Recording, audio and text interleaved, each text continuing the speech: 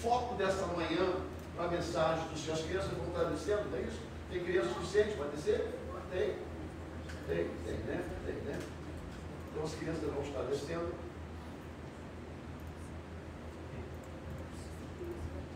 O foco dessa manhã é isso aqui, ó. Não desista. Não desista. Vamos esperar as crianças descerem. Isso. Amém. Abra sua Bíblia. Vamos trabalhar no livro de Romanos 8:37. Livro de Romanos, capítulo 8, versículo 37. Nessa manhã. Quantos aqui na sua vida, na sua caminhada do dia a dia, chegou algum dia, algum momento, de dizer assim, uau, eu estou cansado de tudo isso. Quantos já sentiram esse sentimento? De dizer assim, uau, eu já estou quase desistindo. Porque são anos lutando, são dias lutando, mas eu não vejo saída. Quantos? Levanta a sua mão. Não fique com vergonha, não. Se os demais não têm isso, eu agradeço a você. Dá para a gente a receita. Que você é organizado. Me ajuda a entender, porque aí já levantei a minha primeiro, convencendo você a levantar a sua. Porque tem momentos na vida da gente que a gente bate com a cara, desculpa a minha linguagem, na parede diversas vezes por alto. Ou, às vezes, a gente empurra para debaixo do tapete achando que o problema não existe mais. A gente ignora o problema, esconde, e aí a gente passa a pular por cima do problema, criar um problema para alguém, para que o nosso problema não seja visto e nem resolvido. A gente passa a subjugar ou a julgar as pessoas pelos nossos problemas escondidos debaixo do tapete, debaixo do móvel, debaixo da cama, uma linguagem mais popular. E aí a gente começa, como o problema ele não foi resolvido, o que acontece? Ele sempre vem à tona e traz para a gente uma revelação de algo. O problema na nossa vida, ele não nos deixa caminhar muito tempo sem vir à tona, mesmo escondido debaixo do tapete, da cama, seja onde for, escondido em qualquer área da nossa vida, em qualquer quarto. Porque não só você não quer encontrá-lo, mas o diabo ele tem a satisfação de tentar entrar na vida da gente, na nossa fraqueza, e trazer à tona para que ele possa nos desmotivar. Mas peraí, diabo na minha vida, querido, tudo que é ruim não provém de Deus. Tudo que é ruim não provém de Deus. As nossas fraquezas não provêm de Deus. As nossas fraquezas, ela provém de nós mesmos, e o diabo usa. Não é o diabo que provoca, não é o diabo que cria, somos nós que criamos. Por que nós, pastor? Porque nós temos Cristo em nós, amém? Quantos aqui tem Cristo na sua vida? Diga amém. Amém. Porque o povo do outro lado precisa saber que você tem Cristo. Então, quando nós estamos em Cristo, a Bíblia diz que nós somos uma nova criatura. As coisas velhas se passaram, eis que tudo se fez, não se faz, se fez, novo. Somos nova criatura. O americano chama isso de born again. Nós nascemos de novo, nascemos no Espírito. Mas como é que essas lutas constantemente estão na nossa vida? Porque mesmo que estamos em Cristo, mesmo que o Espírito de Deus está em nós, nós escondemos debaixo da cama as nossas limitações, nossos problemas. E aí entra aquela frase, meu Deus, tantos anos eu não consigo resolver esse problema. Tem pessoas que acham que pular de casa em casa, de cidade em cidade, de país em país, de pessoa em pessoa, de grupo em grupo, que o problema não vai existir mais. Ei, deixa eu te dizer uma coisa aqui maravilhosa. O problema é seu, ele te persegue aonde você for, enquanto você não cortar a raiz dele. Você no início até não tem um problema, porque existe muito dentro das igrejas. As pessoas se chamam hoje em dia, os crentes estão muito mimimi, né? No geral, não estou falando de ninguém pessoalmente, isso aqui não é mensagem para ninguém específico, claro que não. Nós sabemos que hoje em dia, nós os pastores, não podemos falar muito francamente, porque se fala tem crente que vai embora da igreja. Hoje em dia, essa geração não está para receber um não. Não está, porque se der não, elas vão embora da igreja. Elas estão buscando palavra que acalenta, a palavra que embala a sua deficiência, sabe? E o sentimento de mimimi, de coitadinho, mas eu preciso. Não, mas a gente tem que chegar um momento e botar os pés no chão e dizer assim, não, a palavra de Deus não é a nossa palavra, é a de Deus. Diz isso assim, assim, assim, é errado, é errado, é certo, é certo. Amém, irmãos? Porque não somos nós que decidimos, mas é Deus que já decidiu o que é certo. Mas tem que saber falar muito com cuidado, porque senão você perde o irmão. Oh, querido, minha querida, eu não estou aqui para ganhar irmão e perder irmão. Eu estou aqui para falar a palavra de Deus. Se você for contra mim ou contra alguém que vai pregar, porque pregou a verdade, te chocou, você não foi contra o irmão. Você foi contra Deus. Porque a palavra não é do irmão, é de Deus, está na Bíblia, é de Deus. Então o que acontece? Os problemas, eles estão encostados, eles estão ali totalmente escondidos. Aí, na margem do tempo, escuta bem essa mensagem essa manhã. Essa mensagem nessa manhã não é para pessoas que são só derrotadas, mas são pessoas também que são vitoriosas, mas têm as lutas debaixo dos tapetes. Tá? A mensagem dessa manhã é uma mensagem para fortalecer você, fortalecer a sua vida, porque vai ter momentos que vai ter confronto, e aí você está lá no seu quartinho de coisa escondida, você precisa pegar essa manhã e mostrar para esse problema que você é superior a ele, porque Cristo é contigo, o Senhor é contigo, e você está apto a resolver, e você vai resolver a partir deste dia, para que você possa caminhar mais livre, porque tem muito crente com bola de ferro no pé, os problemas estão escondidos, e não avançam, estão cansados de lutar. É manhã de decisão. Mas de que forma? A gente precisa motivar a sua vida em Cristo Jesus, com a palavra de Deus, para que você decida a vida de uma vez. Não morra na situação que você está, que vai chegar uma hora que você vai cansar, não vai dar conta do trabalho, não vai dar conta do trabalho. Agora, por outro lado, nós já vamos ler a palavra do Senhor. Por outro lado, a gente fica assim, como eu posso me sentir forte no meio de tanta gente vitoriosa se só eu sou derrotado? Não é assim? Como é que essa gente consegue vencer e eu não consigo vencer? Por que eu não venço? Eu vou dar 3 pontos para você essa manhã, para você usar na sua vida, para você mudar a sua vida, a sua concepção de vida, para você resolver esses problemas todinho e tirar o cansaço da tua alma, porque o cansaço que você sente, que eu sinto, que nós sentimos, ele não é no corpo. O corpo é porque você trabalha demais, é porque a gente pega peso demais, porque a gente passa horas sem dormir, sabe? Isso aí você dorme, resolve, tira umas férias, passa. Mas o cansaço da alma não passa enquanto não resolver isso. Precisa ser resolvido. E essa manhã nós vamos resolver isso em nome do Senhor Jesus. Vamos ler lá, Romanos 8:37. Romanos 8:37. Olha o que a palavra de Deus diz para nós. Diz assim a palavra do Senhor. Olha, eu não vou ler o capítulo todo, porque eu vou entrar por direções diferentes do que eu quero ministrar nessa manhã que o Senhor me passou. Eu quero entrar nele, por isso que eu trouxe esse quebra-gelo primeiro. Eu trouxe essa palavra introdutória. Eu trouxe esses problemas que eu não sei qual é, mas sei que existe. Porque quem não tem problema está morto. Está oco. Porque todo mundo tem problema. Cada um dos seus. Não é verdade? Cada um dos seus. Aí a palavra do Senhor vem assim. Ó.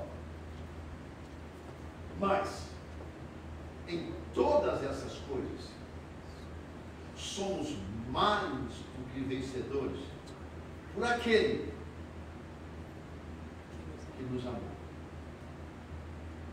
Em todas essas coisas, somos mais do que vencedores. Nós não somos apenas vencedores. Por que não? Porque lembra que desde o Antigo Testamento, escuta bem, usa sua mente, lê Bíblia. Quando você lê Bíblia, você nunca mais vai esquecer. No Antigo Testamento, as pelejas do povo de Deus, quando Deus era a favor do povo de Israel, ele dizia assim: essas lutas vocês não terão que pelejar, eu pelejarei por vós. Isso não parou lá atrás. Isso não parou lá atrás. Isso caminhou com o povo de Deus e caminha até hoje. Caminha comigo, caminha com você. Amém? Ele diz: olha, em todas essas coisas que passam, até mesmo porque você às vezes prefere não confrontar os seus problemas, até mesmo porque às vezes você tem medo de perder confrontando o seu problema, até mesmo porque você achar que o tempo vai resolver, até mesmo porque às vezes você tem sentimento muito mais profundo do que um problema, e para você não magoar um sentimento, você não quer resolver o problema. Ou, eu quero dizer para você, em todas essas coisas, nós somos mais do que vencedores, por aquele que nos amou. Mais do que vencedores, porque não é você que vence, quem vence é Cristo. Sabe aquela música que tinha do grupo Koinonia, se não me engano, diz assim, como é que ela diz assim? Todas as bênçãos de Deus para nós, tomamos parte, é nossa herança, né? Toda a vida, todo o poder. Mas no início ela diz assim: todas as bênçãos foram conquistadas na cruz, toda sorte de bênção foi conquistada na cruz para nós, por Cristo Jesus.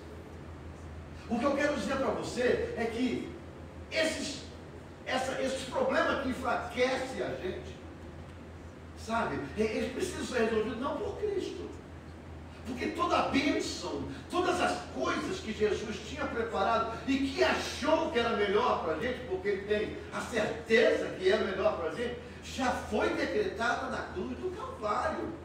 É por isso que ele diz: olha, nós somos mais do que vencedores, porque aquilo que poderia nos derrotar para definitivamente, nós já fomos vencedores em Cristo Jesus, porque ele nos amou primeiro. Agora, mas pense se eu digo: a minha vida é desse jeito, a sua vida é desse jeito, é noite de você enrolar o tapete, puxar o problema para fora, decidir o problema e resolver o problema, e a luta termina por aí. Depende de você, não depende de Cristo.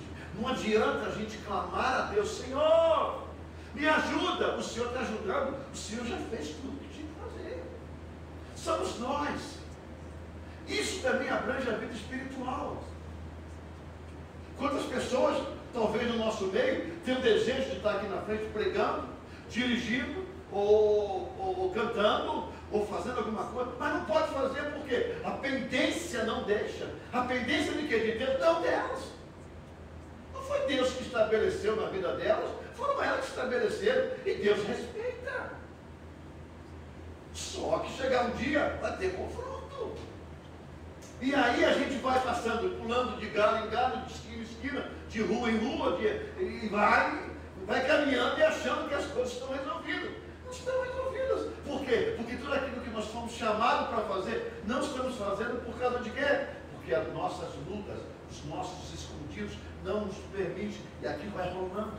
Chega uma hora que cansa, chega uma hora que pesa, chega uma hora, irmãos, nós estamos atravessando, nós estamos entrando num funil da história da igreja. Olha, lembra aquela passagem lá de Apocalipse, que diz que Deus abreviou o tempo, porque se ele não abreviasse, muitos serão enganados. Você já reparou a sua vida? Eu já reparei a minha. Eu não tomo conta da sua vida. Você também não toma conta. Se toma conta da minha, para. Dia primeiro vai chegar um boleto lá em casa. Pode me ajudar a pagar. Porque eu também não tomo conta da sua. Você está entendendo? Porque somos adultos. Somos adultos. Quando você quer fazer uma coisa errada, você faz. Você não me chama para fazer parte. E nem me pergunta. E muito menos a Deus, porque você sabe que Deus não tem nada a ver com isso. Então você que dá para você, ué. Nós estamos cada dia mais ocupados, nós pregamos semana passada, ocupados, cheios de decisões para tomar e decisões para fazer e trabalho para fazer. A nossa mente está assim, 90% do me, 10% para Deus. Isso é, se o olho não fechar primeiro na hora de dormir à noite. Não é verdade? Não é verdade. Quantas horas você trabalha por dia? 8, 10, 12? Quantas horas você despende por Deus, com Deus por dia? Meia hora, 20, 15? Que inflação imprópria. Você aqui em cima com 12 horas e Deus ali embaixo com 15 minutos. Aí quando você olha para os 10 mandamentos, amarás a Deus acima de tudo. Aí os 15 horas vem para baixo, aí ninguém vai para baixo. E a gente vai empurrando, a gente vai enfraquecendo, a gente vai lutando, não está dando conta, porque problema puxa problema, situação puxa situação, não tem jeito. Chega uma hora, irmão, que o problema ele vai, a raiz do problema é o seguinte, não é o problema em si, é aonde ele te atinge, de forma que você recebe. Você está entendendo? De forma que você recebe. Porque ele vem, te machuca e faz de você, né? Uma das pessoas que não tem força, chega uma hora que dói, chega uma hora que entristece. Irmão, a pessoa pode ser vitoriosa, mas todas elas, para ser vitoriosa, ela tem que desprender um tempo, um esforço. Não tem um povo de Deus que se tornou vitorioso, que não teve que desprender esforço. Lembra de Moisés? Enquanto Moisés levantava os braços, o povo de Deus vencia a luta. Aí chegou uma hora que os braços começaram a pesar. Se não fosse Arão e um outro levantar os braços dele, o povo perdia. Quando o braço descia, perdia. Irmão, não tem sucesso sem luta. Não tem vitória sem guerra. Não tem, superação de problema. Se a gente não manter um esforço, se a gente não manter uma dedicação na nossa vida, e isso nos cansa. Para de pensar se está tudo bem, que não está bem. Pode estar bem na tua casa, você está comendo, está bebendo, você está vendo uma televisão de 80 polegadas, dormindo numa cama soft, uma coxa cheirosa, um carro bom, um bom trabalho, mas na vida de Deus está bem, tente, vai te cansar espiritualmente um dia, vai, por quê? Porque as coisas estão pendentes, é amanhã de tomarmos posição diante de Deus. Porque eu vou dizer uma coisa para você, sem Deus, o caminho que você está andando, ele pode ter milhares de pessoas andando com você, milhares de pessoas falando com você, mas chega uma hora que o Espírito recolhe a tua alma e você começa a sentir no meio de todos uma solidão que ninguém preenche. Sabe o que é isso? A distância de Deus que nós estamos, não Deus conosco, mas nós se distanciamos. Às vezes, a gente passa um dia abençoado, a gente passa um dia no meio de amigos, gostoso, mas na hora que a cabecinha desce no travesseiro, na hora que o mundo se fecha para todos os outros, não tem ninguém do lado, a nossa mente viaja, a nossa alma esquece. Por quê? Posso fazer isso? Não posso. Estou fazendo isso? Não estou fazendo. Gostaria de ter isso? Eu não tenho isso. E você tem lutado e não tem conseguido. E o pior não é isso, é que na caminhada desse deserto de decisões, desse deserto de solidões, você não encontra uma pessoa que te incentiva. As palavras são sempre negativas, as palavras são sempre derrotivas, as palavras não são sempre, no seu posicionamento, eu fazia isso, eu fazia essa, é o jeito delas. O problema dos outros é muito mais fácil de resolver, mas os dela também não resolve. Eu encontro pessoas com problemas aconselhando pessoas com problemas. Um cego não pode guiar outro. Os dois vão tropeçar e vão cair. Precisa alguém que enxergue para caminhar um cego. E a gente fica nessa caminhada, passando, ignorando que o problema não existe. E chega um momento que dói na nossa alma. Poxa, por tanto tempo, e essa situação não se resolve. Eu trabalho, eu me esforço, eu ganho meu dinheiro, eu emprego meu dinheiro em algum lugar, mas eu não tenho alegria, eu não tenho satisfação na minha alma. Por quê? Porque eu luto, mas não resolve nada, não muda. Tem gente que não muda a vida de maneira nenhuma, eu não sei o que acontece com eles. Eu estava conversando com uma irmã essa manhã, tem pessoas que transferem a vida deles para o Brasil, para cá, e não muda nada. Esse país é um país de oportunidades. É hora de você explodir. Que trabalho? Trabalho. Vai mudar a sua vida. Ei, levanta. Ei, você tem um Deus que se fez homem para morrer por você na cruz do Calvário. Ele se fez homem. Ele se fez aos olhos dos homens perdedor para te salvar na cruz do Calvário. Jesus não precisava passar o que passou, porque Ele é Deus. Mas é por amor, está lá, Ele te amou primeiro. Ele não se olhou para a vergonha da cruz, que era uma morte, da pior morte do sistema romano. Não. Ele não olhou para isso. Ele não olhou pela vergonha que ele passou até o monte Calvário para morrer. Ele não olhou, ele sentiu, porque ele era homem. Mas o que ele se preocupou é depois da cruz. Você estava na cruz, mas a sua vida eterna é depois da cruz. Ele viu você na cruz, mas ele viu você depois da cruz. A preocupação com Jesus não era a cruz, mas era depois da cruz. Porque a cruz passa, a cruz passou, e a cruz vai passar, e ela vai sumir eternamente. Por quê? Porque a igreja vai estar no reino do céu. Quantos podem dizer amém nessa manhã? Diga amém. Ele preparou o momento, mas nós precisamos ficar livres desse caminho, dessa luta, desse cansaço. É por isso que Jesus disse: no mundo tereis aflições, mas tem o quê? Bom ânimo. E resolve. Decida, resolva. Sai dessa situação, sai desse marasmo, sabe? Sai dessa vida confortável que está errada diante de Deus e muda. Por quê? Porque é assim que Deus espera de você, de mim, de nós. E eu trouxe essa manhã 3 pontos principais, para que a gente possa ter uma... Isso aqui não é uma palavra de coach, uma palavra de incentivo, é uma palavra de incentivo, mas na palavra de Deus. Então eu trouxe 3 pontos que a gente deve. Primeiro, identificar que existe um problema. E esse problema está sugando a tua bateria. Já viu um carro que às vezes um fio desencapa por detrás dos bancos, ou dentro do motor do carro, e você não consegue enxergar, é muito difícil, né?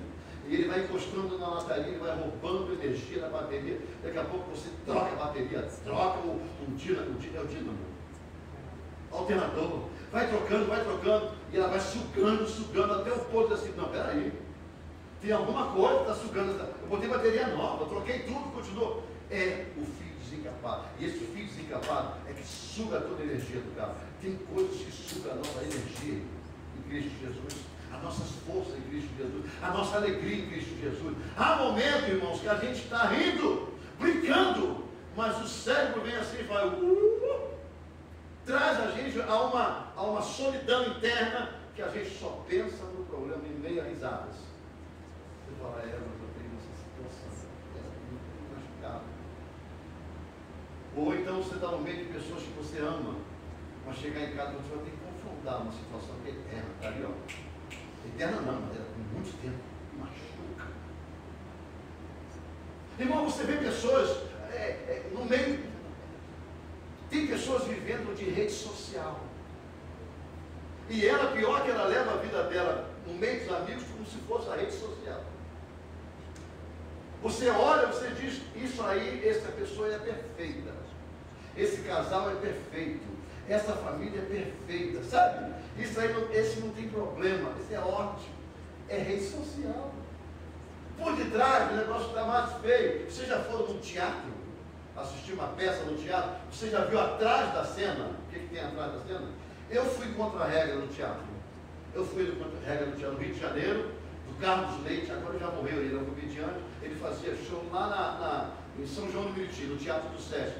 E eu fui no contra-regra, eu era aquele que abria a janela para ele, era eu que fechava, eu que botava uma música, eu que fazia o barulho, sabe? Eu era o contra-regra dele, eu trabalhava junto com ele. Então, atrás é só madeira, escorando, né?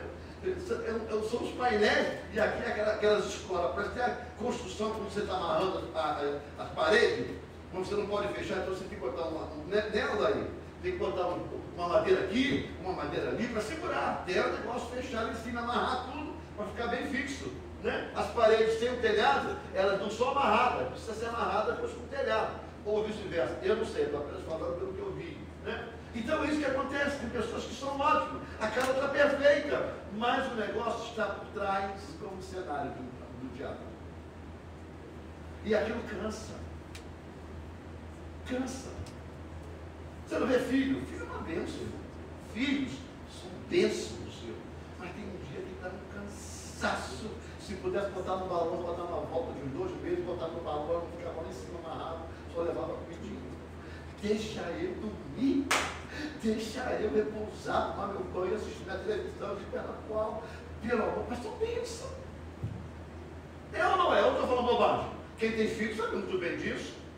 Quem tem que encarar um trabalho durante o dia, chegar à noite, voltar para casa, ainda tem que fazer comidinha para filho, cuidar de filho, botar na escola no dia seguinte, vai ver o que é bom. Chega uma hora e fala assim. Tem mulher que anda assim, ó.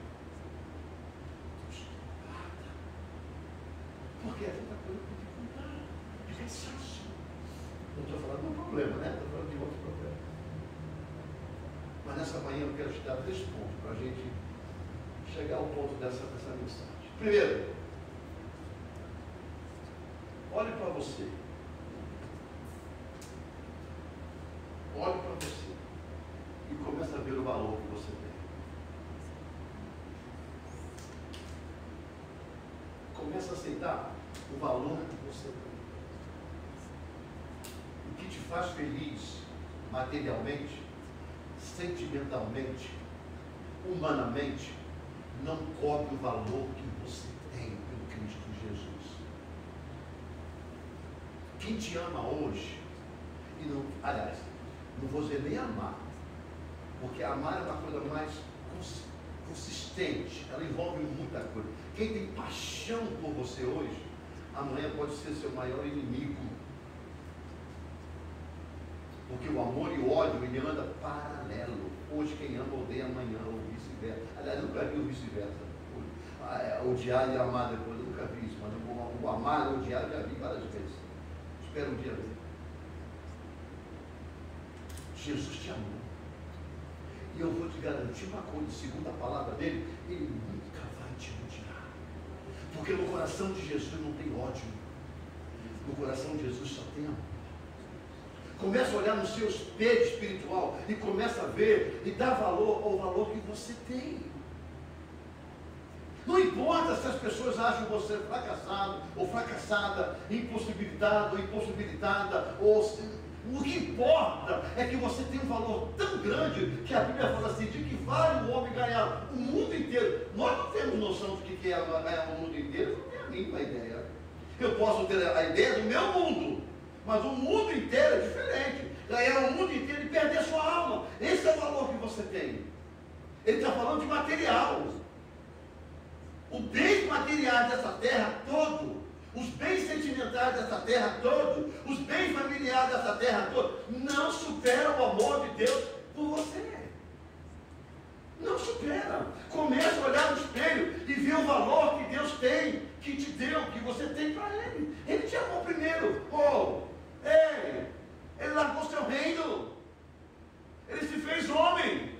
Para quê? Para chegar aqui, todo pomposudo, só Deus, aí, vem de mim, aqui, a minha glória. Não. Ele veio aqui humilde, habitou no nosso meio, viveu 30 anos, passou por todas as suas provações e tentações, venceu tudo, cumpriu as 613 leis, morreu fazendo bem, tá? Foi crucificado, mas a Bíblia diz que ao terceiro dia ele ressuscitou.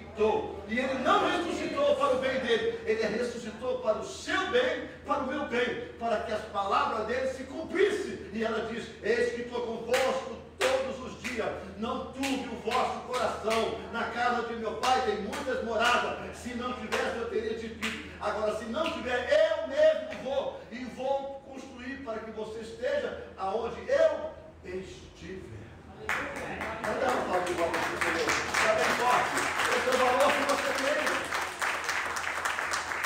Às vezes a gente olha e acha, né, que a nossa vida é superior a isso. Não é, irmãos. Não é. Essa semana a Cida foi fazer o exame. E eu já senti essa sensação, eu senti quando eu vi a Cida de novo.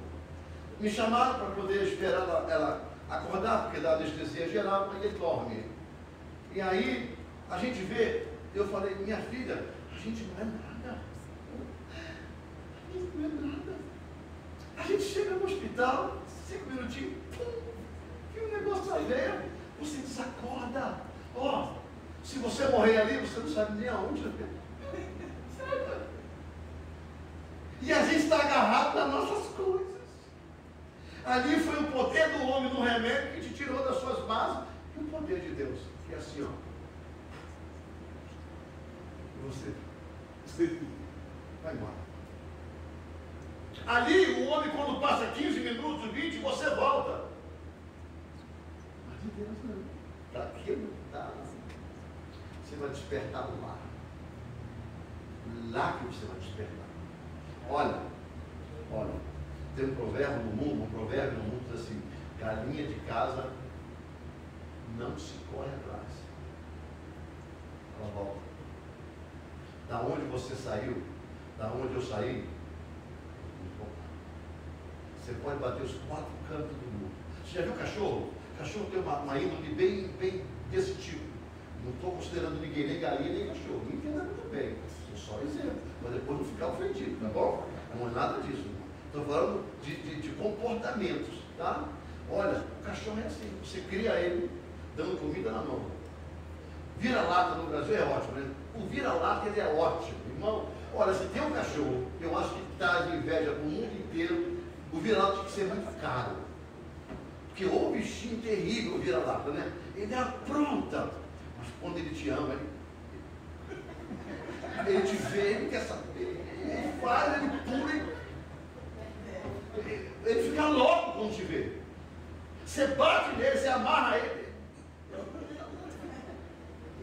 Você solta ele, ele corre, você não consegue nem ter mais, ele some, uma bala. Perdi o cachorro. Não se preocupa. Quando a barriguinha apertar, ele vem. Aí já está mais assim dele. Porque ele sabe que vai levar uma remada, né? Mas se a comidinha está ali, tenha certeza, ele está em casa. Deus é desse jeito. Nós fomos criados, não como cachorro, tá? Comportado. Nós fomos criados por ele. Não tem outra porta que nós vamos bater quando esses outros fechar. Não tem.